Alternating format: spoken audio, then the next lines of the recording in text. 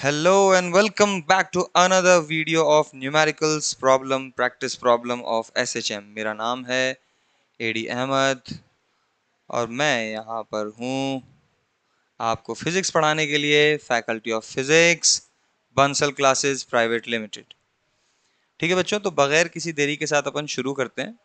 हमने last class के अंदर देखा था कि हमने कुछ क्वेश्चंस 10 प्रॉब्लम सॉल्व करी थी। इसी के साथ अब अपन शुरू करते हैं आज की क्वेश्चन नंबर 1। ठीक है साहब, देखो जरा क्वेश्चन नंबर 1 क्या कह रहा है। The displacement of a particle in SHM is indicated by equation. ये इक्वेशन है, तो इक्वेशन लिख लेते हैं। y is equals to 10 sine 20t plus pi by 3। अब क्वेश्चन में बोला है the value of maximum velocity. तो मैक्सिमम वेलोसिटी का क्या फॉर्मूला होता है? वो होता है a ओमेगा। तो कंपेयर करते हैं, इक्वेशन होती है हमारे पास a sine omega T plus phi, जिसमें a amplitude, omega angular frequency और फाई फेज एंगल। तो यहाँ से पता चल रहा है कि a किसके बराबर है? 10 के बराबर। ओमेगा जो है वो किसके बराबर है? 20 के बराबर। तो हमारे पास वी मैक्स कितनी आ जाएगी? वो हो जाएगा 10 इंटू 20, तो इट बिकम्स 200 मीटर पर second. So answer will be 3। Next question. अगला क्वेश्चन आपसे कह रहा है the displacement of a particle this, ये वाला पहला क्वेश्चन था और ये हमारे पास दूसरा क्वेश्चन है। In above question the value of phase constant, यानी दिस इज फेज कांस्टेंट की वैल्यू जो है वो कितनी दे रखी है? पाई बाय 3। सो पाई बाय 3 कितना हो जाता है? पाई बाय 3 हमारा हो जाता है 60 डिग्री। कैसे निकालते हैं? पाई बाय 3 इंटू 180 बाय पाई। तो पाई से पाई कैंसिल, 3 से 60 टाइम कैंसिल। तो आंसर कितना हो गया साहब? 60 degree. The answer is 3, 60 degree. Move on to the next question. अच्छा देखिए, बड़ा इंटरेस्टिंग क्वेश्चन है। The phase of a particle SHM कितना दे रखा है? पाई बाय 6 दे रखा है। तो आपको पता होना चाहिए कौन से टाइम t पर एंगल फाई नहीं, पाई बाय 6 होता है। तो फॉर एग्जाम्पल जैसे मैं आपसे कहता हूँ कि यहाँ से हम चले, इस टाइप से जाएंगे और फिर इस टाइप से वापस आ जाएंगे। तो यहाँ से लेके यहाँ तक का जो टाइम होता है, यहाँ से लेके यहाँ तक का जो टाइम होता है वो होता है t/4। यहाँ तक का जो टाइम होता है वो होता है t/2। यहाँ तक का जो टाइम होता है वो होता है 3t/4। और यहाँ तक का जो टाइम होता है वो होता है कंप्लीट टी। कंप्लीट टी के अंदर एंगल होता है 2 पाई। और मुझे पता होना चाहिए इसके मिड पॉइंट पर कितना टाइम होता है। यहाँ से लेके यहाँ तक का जो टाइम होता है वो होता है t/12। कितना होता है? t/12। तो इसको मैं, ये t/12 हो गया। ये यहाँ से लेके यहाँ तक का जो टाइम पीरियड होता है वो कितना होता है? t/12। और यहाँ से लेके यहाँ तक का जो टाइम होता है वो t/6। तो अब t/12, देखो मैं तुम्हें किस तरीके से समझाना चाह रहा हूँ। अगर मैं लिखता हूँ t/12 तो मैं इसको लिख सकता हूँ 2π/12। 2 से 12 जाएगा, कितना आ जाएगा? π/6। मतलब अगर कोई पार्टिकल यहाँ से लेके यहाँ तक चलेगा तो फेज एंगल कितना बनाएगा? π/6। ठीक, तो आपको टाइम पता चल गया साहब। मतलब वो पार्टिकल यहाँ कहीं इस जगह पे होगा जब उसका फेज एंगल π/6 होगा। तो π/6 है, मतलब वो यहाँ पर है। मतलब एम्पलीट्यूड का कितना है वो? Half.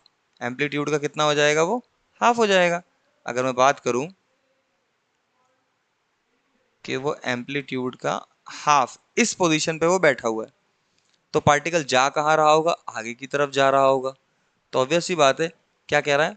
The particle is at x a/2। बिल्कुल सही है। Moving in negative x direction, which is wrong. वो तो पॉजिटिव x डायरेक्शन में जा रहा है। तो आंसर ए हो जाएगा, 1 answer. Next question. Two particle executing या execute SHM along the same line at a same frequency। ठीक है, बड़ा इंटरेस्टिंग क्वेश्चन है। They move in opposite direction. मतलब वापस से,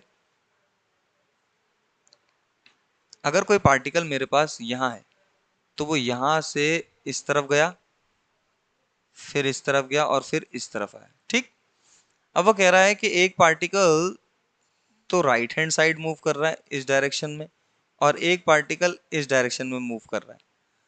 तो मैंने अभी आपको बताया टाइम यहाँ पर कितना होता है 0, और यहाँ पर टाइम कितना होता है t/2। तो मैंने आपको बताया था t बराबर कितना होता है 2 पाई होता है। तो t/2 के अंदर अपन 2 पाई वैल्यू पुट करेंगे, आपके पास फेज एंगल आ जाएगा, कितना होगा तो आ जाएगा t/2 पर फेज होता है पाई का, मतलब यहाँ पर कितना है साहब पाई है। तो अगर मैं आपसे पूछूं यहाँ पर फेज कितना है, वो है फेज 0, यहाँ पर कितना है इस पोजीशन पे पाई, तो डिफरेंस कितना हो गया पाई-0 will be equals to pi. So option क्या है 2 पाई नहीं हो सकता, 2 पाई/3 भी नहीं हो सकता, पाई हो जाएगा, है ना सिंपल क्वेश्चन। नेक्स्ट क्वेश्चन, ये बड़ा अच्छा सवाल है, इसको आप एक बार स्टार मार्क कर देना, देखिए कैसे होगा। The displacement from mean position at 3 second, तो टाइम की वैल्यू आपको दे रखी है 3 second, is √3/2 times of amplitude. Important, ये डिस्प्लेसमेंट की value, so x is equal to √3/2 amplitude.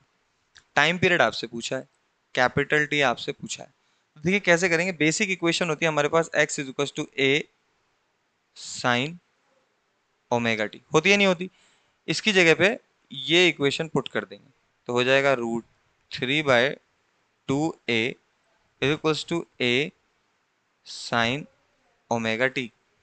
ठीक है साहब, a से a कैंसिल हो गया, तो हमारे पास आया √3/2 साइन ओमेगा टी। अब साइन 60 की वैल्यू कितनी होती है √3/2, तो मैं √3/2 की जगह क्या लिख सकता हूँ साइन 60। चलिए मुझे बताइए साइन 60, ये जो साइन 60 होता है ये कैसे लिख सकते हैं अपन रेडियन में, साइन पाई/3। तो अगर मैं साइन 60 को लिखना चाहूँ डायरेक्ट, यहाँ से मैं कोशिश करूँ कि मैं पाई/3 लिखूँ, मैंने लिखा साइन ओमेगा टी, साइन से साइन कैंसिल, ये हो जाएगा पाई/3 ओमेगा टी। लास्ट क्लास के अंदर मैंने बोला था कुछ फॉर्मूले हैं जो बहुत इंपॉर्टेंट है, उसमें से ये 2 पाई/टी। स्मॉल टी की वैल्यू कितनी दी है आपको 3,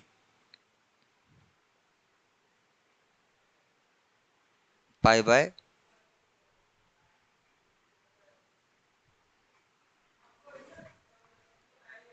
तो मैंने यहां पर लिखना है 2 पाई/कैपिटल टी और पाई/3, पाई से पाई कैंसिल। अब क्या लिखना पड़ेगा देखो,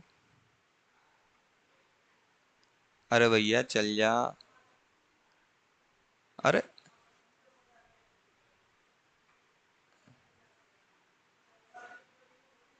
बड़ा दुख दिया है इसने भी, बड़ा दुख दिया तेरे लखन, क्या दिक्कत हो गई हो राम जी, बड़ा दुख क्या हो गया।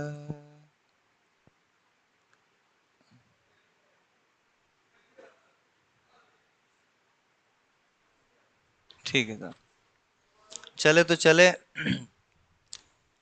नहीं तो कोई बात नहीं, ये हो जाएगा आपके पास capital T is equal to 2 × 3, small T की वैल्यू 3, तो हो जाएगा 2 3 जा 6, 6 3 जा 18 seconds, answer will be 18 seconds, not a problem.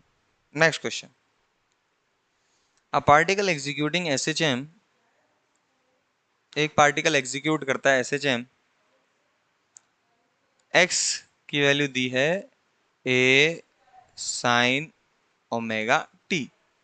वो कह रहा है, क्या कह रहा है, वो ये कह रहा है कि अगर कोई पार्टिकल यहाँ से यूं गया और फिर यहाँ से यूं आया, मतलब x बराबर 0 से वो x बराबर a/2 तक गया, तो उसने टाइम t1 ट्रेवल किया, और फिर वो x बराबर a तक गया तो उसने टाइम t2 ट्रेवल किया। तो हमें पता है ये वैल्यू होती है t/12 और ये वाली वैल्यू होती है t/6।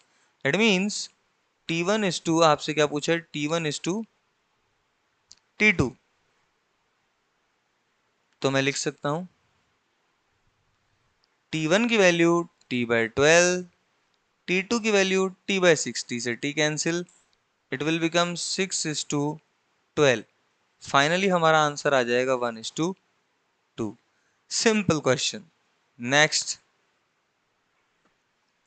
The time taken by a particle in SHM for maximum displacement. वापस वैसा ही सवाल, अगर यहां से वो पार्टिकल यहां तक गया मैक्सिमम डिस्प्लेसमेंट तक और उसके बाद यहां पर आ गया, तो मैक्सिमम डिस्प्लेसमेंट का टाइम कितना होता है? T/4। यहाँ T/4 होता है, तो option will be T/4, 4 option. Next question. अरे ये क्या है? Next question. क्वेश्चन कुछ इस प्रकार है। क्वेश्चन में कह रहा है कि particle executing SHM with periodic time 6 second. मतलब टाइम पीरियड कितना दे रखा है? 6 सेकेंड्स दे रखा है। The time taken for transversing distance the half the amplitude from the mean position. मतलब अगर यहां से लेके मेरा पार्टिकल यहां तक जा रहा है, यह एम्पलीट्यूड है, और बीच में इसकी पोजीशन हो जाएगी A/2। तो A/2 तक टाइम पीरियड कितना लगता है भैया? T/12। तो मैं टाइम की वैल्यू रख दूंगा T/12 इज इक्वल टू 6/12। तो कितना आंसर आ जाएगा इसका? वो आंसर आएगा 1/2 सेकेंड्स इस पार्टिकल को इस पोजीशन से यहां तक जाने में लगेगा। That means option number 4 will be our correct answer. हाँ जी, क्वेश्चन देखिए। क्वेश्चन में कह रहा है कि एक पार्टिकल है, वो कुछ SHM परफॉर्म कर रहा होगा, बट बोला है कि difference between displacement and acceleration निकाल लीजिए। ठीक है, तो देखो मैं एक चीज बताता हूँ आपको। Basic equation x is to कितनी होती है? A sine omega t. इसका अगर मैं टाइम के रेस्पेक्ट में डिफरेंशिएशन करता हूँ डिस्प्लेसमेंट का, तो बन जाता है v। ये बनेगा A, ओमेगा आगे आ जाएगा, omega sine omega, O sorry cos omega T. Sine का क्या हो जाता है? कॉस हो जाता है। तो अगर ये मेरे पास साइन ओमेगा टी डिस्प्लेसमेंट है, तो ये क्या हो जाएगा? Cos omega T velocity. ये हो जाना चाहिए। अब अगर मैं एक और बार इसका डिफरेंशिएशन कर दूं वेलोसिटी का dt², तो ये एक्सेलरेशन बन जाएगा। कॉस का जैसे ए ओमेगा, तो ए ओमेगा, कॉस का क्या हो जाता है? माइनस साइन ओमेगा टी, और फिर अंदर जाएंगे तो फिर ये हो जाएगा इनटू ओमेगा। तो टोटल मिला के बनेगा -A⍵² साइन ओमेगा टी। तो देखिए यहां पर मैं लिख सकता हूं minus sign omega T, which will B और एक्सेलरेशन। अच्छा, तो अगर मैं डिस्प्लेसमेंट से वेलोसिटी की तरफ जाता हूं, तो कितना फेज एंगल आता है? π/2 का। वेलोसिटी से एक्सेलरेशन π/2 का। अगर मैं आपसे बोलूं मुझे डिस्प्लेसमेंट से एक्सेलरेशन के बीच का फेज एंगल चाहिए, तो कितना आ जाएगा? ये π/2 plus π/2 which will be equal to pi. तो हमारा ऑप्शन नंबर 3 करेक्ट आंसर हो जाएगा।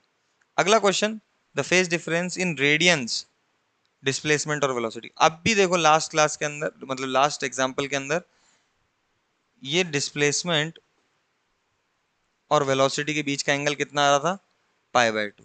तो अब हमारा डिस्प्लेसमेंट और वेलोसिटी के बीच में एंगल कितना आ जाएगा? π/2। इसी के साथ, अरे आपको नहीं खुला भाई, इसी के साथ हमारा ये वाला लेक्चर कंप्लीट होता है, क्वेश्चन के सेट्स कंप्लीट होते हैं। वीडियो अच्छी लगी हो तो लाइक कर दीजिए, चैनल को सब्सक्राइब कर लीजिए। एक और वीडियोस की सीरीज आने वाली है जिसके अंदर हम सभी चैप्टर्स के प्रीवियस ईयर क्वेश्चंस कंप्लीट करेंगे। तो मेरे साथ बने रहिए। तब तक के लिए मिलते हैं। बहुत बहुत अपना ध्यान रखिए।